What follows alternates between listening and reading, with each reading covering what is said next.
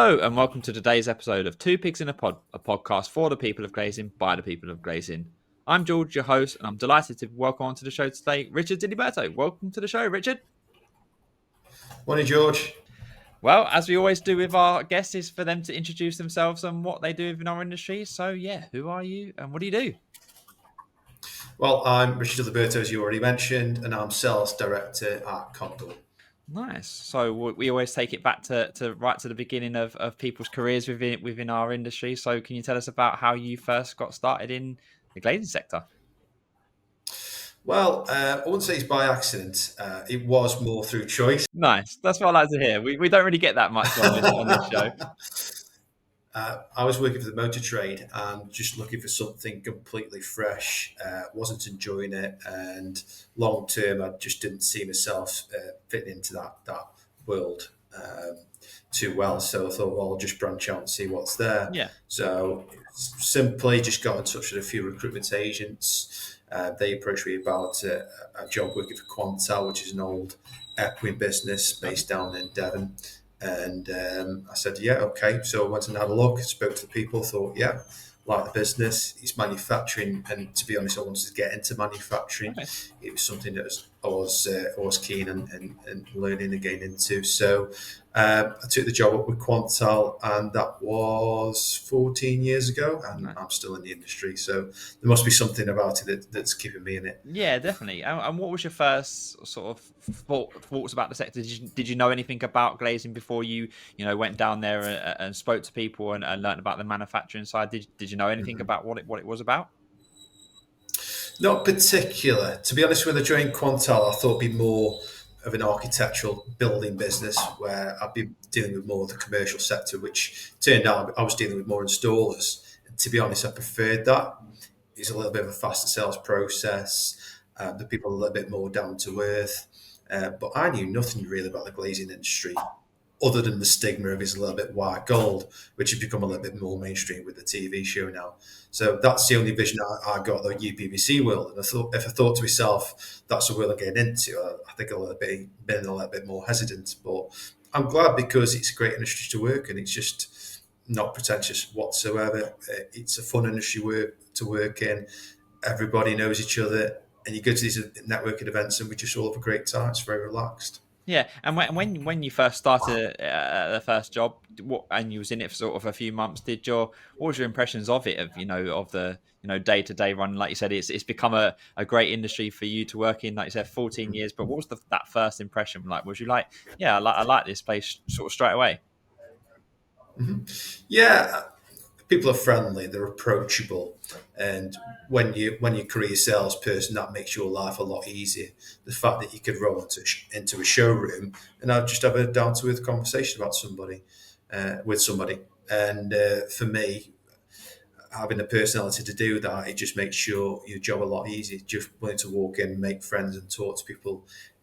It just suited me really well. So I just felt at home in this industry straight away. It was a good move for me. Nice. And yeah, can you speak about what after that first role? Obviously, you like you say, you've been in it 14 years now. How did you end up at Compdor? Okay, so I was in Roos for a little bit. So post Quantal, that was as part of a merger. I went to work for Ultraframe a little while there, and then I moved to a door business back in 2015. So 10 years ago now. I was there for quite a while, and then we moved on to Compdor 3.5 years ago. So yeah, looking to get into our fourth year now at Compdor. And yeah. Nice. And what obviously of Compdor, like you said, are relatively young for our industry. Someone obviously been going a long time. How did it feel to go to a company that had just started? Well, I was one of the founders, so I helped create the business, and it was good because myself and Pierre and other people in the business, we had a great deal of experience indoors, particularly my side, the sales side, and the client base. But Pierre, in particular, had great knowledge of the technical side of it, and technical aspect of it, and we thought there's a lot of room to improve. The U values and the change in U values were just coming at the time, so we had a lot of work to do there, and we came into this. We created this business on the basis that it complied to that 1.4 U value, which was big at the time. So that was one of the things, and it's peace of mind when you buy a comp door, it's compliant to the latest regulations. That's very important for us. Service is a big factor, innovation is a big factor. We thought composite doors pretty much look the same, perform the same that they have for many, many years. So there's a lot of room there in terms of development, and that's what we continue to do today. So when I say we started the business that was new, for me it was exciting the fact that we just got so much room to improve and just prove that things could be done better up there. Nice. And like you said, you've only been going nearly 4 years now, but it's been a pretty successful 4 years. Can you speak about some of the milestones that you've achieved in that short space of time? Yeah, so we took on a second site last year. So we extended from the 47,000 square feet. We've got an additional 12,000 square feet now to site up the road. So that's expansion from our point. We were acquired by Eurocell PLC in February this year as well. So yeah, that's been a big milestone. So who knows what's next? And like you said, there's been starting a business is exciting in itself. But have you been any part of any projects or initiatives that are started at the company that you're really proud of? Uh, yeah, just being part of it and creating the culture, this fantastic working environment that we've got here as well. We really have installed a great culture, and that's important in business. But really, me starting out as a lone salesperson, working through my old client base, right up to now having a team of four external people, including myself, going out and talk to customers. So that's been just showing the amount of growth.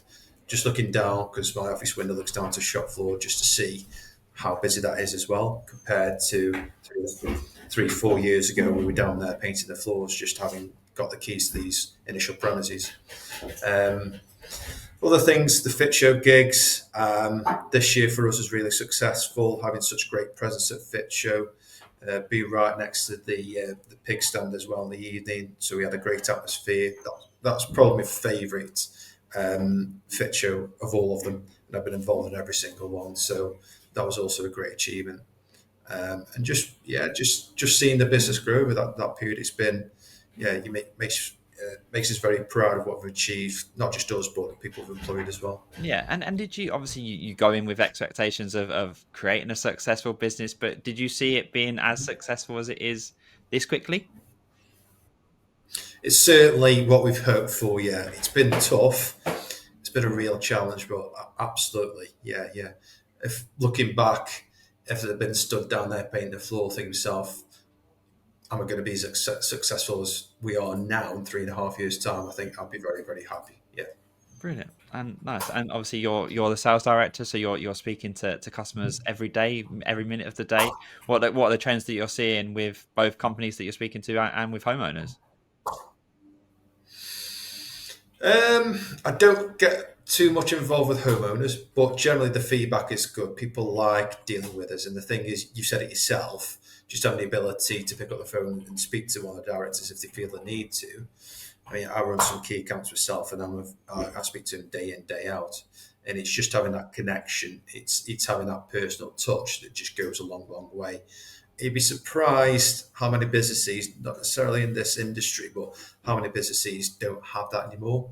Just don't have that personal touch, and that's what we pride ourselves on. That's one of our key initiatives. It's to remain a business that has people dealing with people. Nice. And going on to you briefly mentioned it about being next to us at the Fit Show.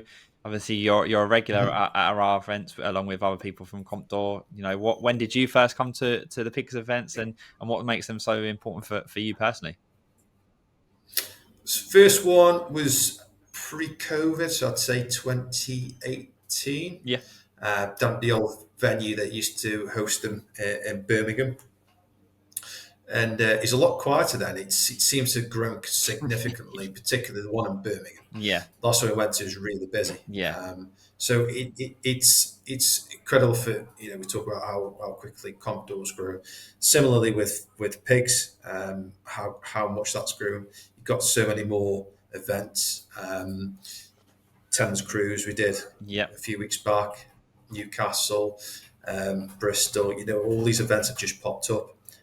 It's just great to scat yourself about the country and just learn about the different areas and the different businesses and meet different people in different areas. So yeah, it's great really to be involved with pigs. Yeah, and why do you think they're important for you to go to, and for other people that might have never gone to a pigs event like yourself, you come to them regularly and know the benefit of them, but yeah, what makes them special for you?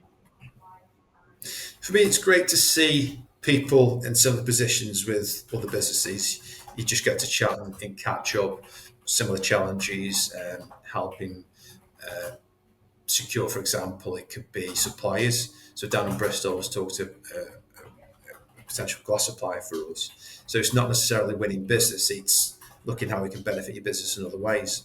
Um, People in similar positions as you, like I say, they'll have them similar challenges. It's just sometimes just having a chat over a beer and just discussing them and just gets your brain thinking in different ways from vast people who've been there and got that little bit of extra experience in somewhere where you're looking to venture into.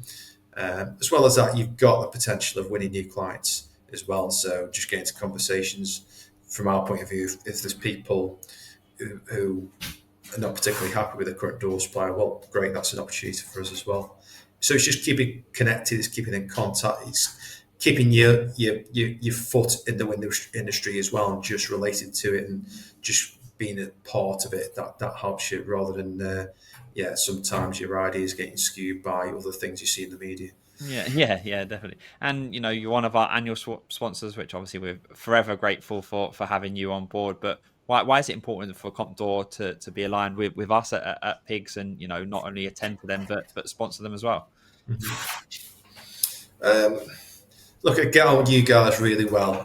Sarah and Andy, great people. Yeah, Um, what I like about Pigs is you're always very grateful about the sponsorship, and Sarah will make the effort to come and say, thank you, and we have a little bit of a chat. So it's we're like-minded, and again, it's going back to people dealing with people. yeah, Pigs are very much like that.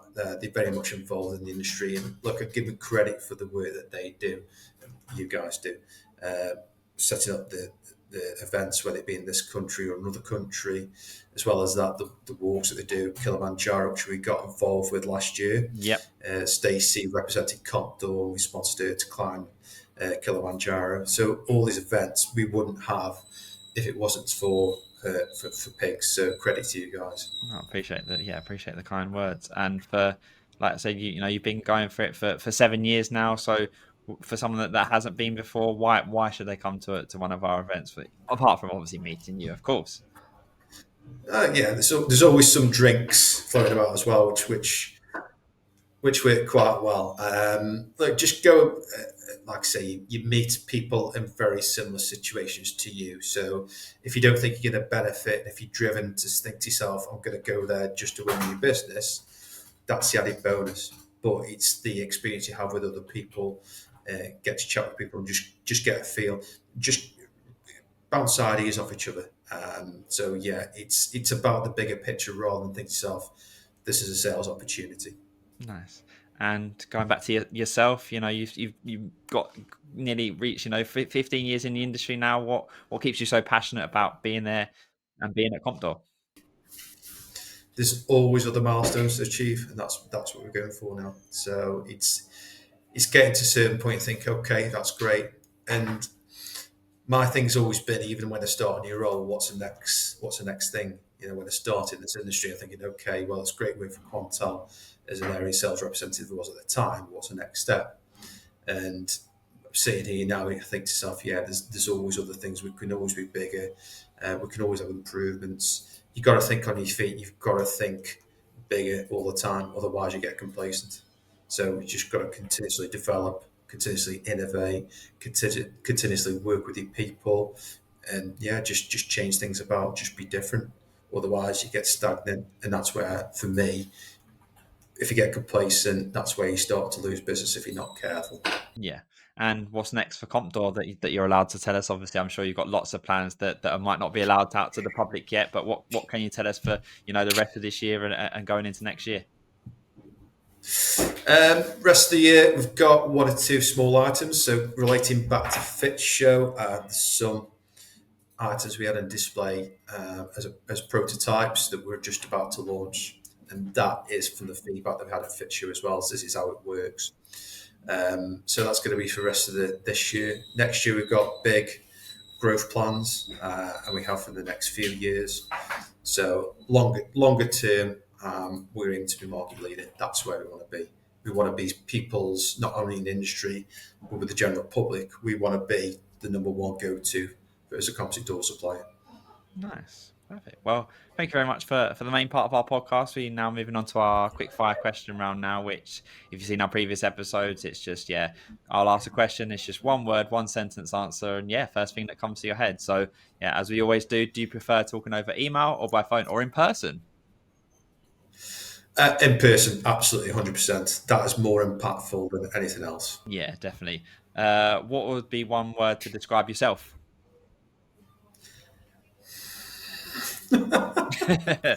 Passionate. Nice. Yeah, Let's go with that one.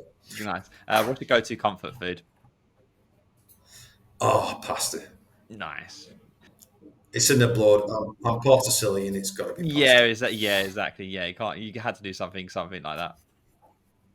What's one thing you can't live without? Pasta. No, it isn't. Yeah, probably my phone. I'll be I lost think without my that's phone. everyone's thing now, isn't it? You just as much as you want to try and switch off for it is so important now. What's your favourite way to unwind after work or a weekend? I've just built a nice big bar in my back garden, so that's been the go-to stress release for the past few weeks. Building that, I think I'm going to follow through now and be my wind down, going and sitting in there and having a beer when the weather's nice.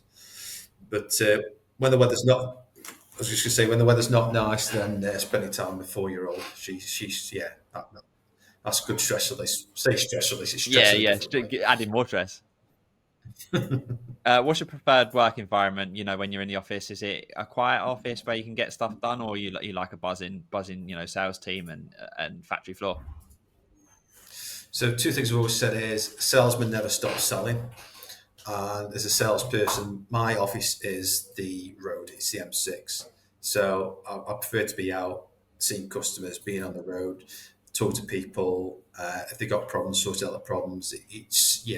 And support the guys out there as well, because we've got a team of 3 BDMs who all three of them do an excellent job. It's spending time with them and giving them support. So it's great to be in here to spend time with the staff and just see the operation. But fundamentally, my job's to be out there, talk to customers, and spending time with the rest of the sales team. Nice. And this is one we've just added in. But if you could swap roles with anyone in Compdor, who would it be and why? Oh, I'll swap Pierre anytime. I'm not surprised by that at all. Yeah. Nice. Well, thanks very much, Richard. For the last bit of our podcast, we like to let guests give a shout out to anyone. It can be people in the industry, out the industry, people at Compdor, friends and family, whoever it may be. So who's your shout out or shout outs for? Oh, he'd go mad if I didn't do this. So it's I've got a personal bromance with Tom Swallow at Quick Slide. So Tom, this one's for you. Perfect. Well, thank you very much, Richard. It's been great to obviously hear about your career and, of course, about Compdor. It's amazing thing what you've done in such a short space of time. So hearing all about it and what's to come hopefully is really exciting. And of course, always great to catch up with you in person at PiGs. Thanks, George. I'll see you at the next one. Yeah, perfect. Well, that's it for today. So you can find this episode and all others on our YouTube channel at People in Glazing Society, on our website www.peopleinglazing.co.uk, and also available to download on Spotify, Amazon Music and Apple Podcasts. And don't forget to like and subscribe so you keep up to date with all the latest episodes. So once again, thank you to Richard and see you again soon.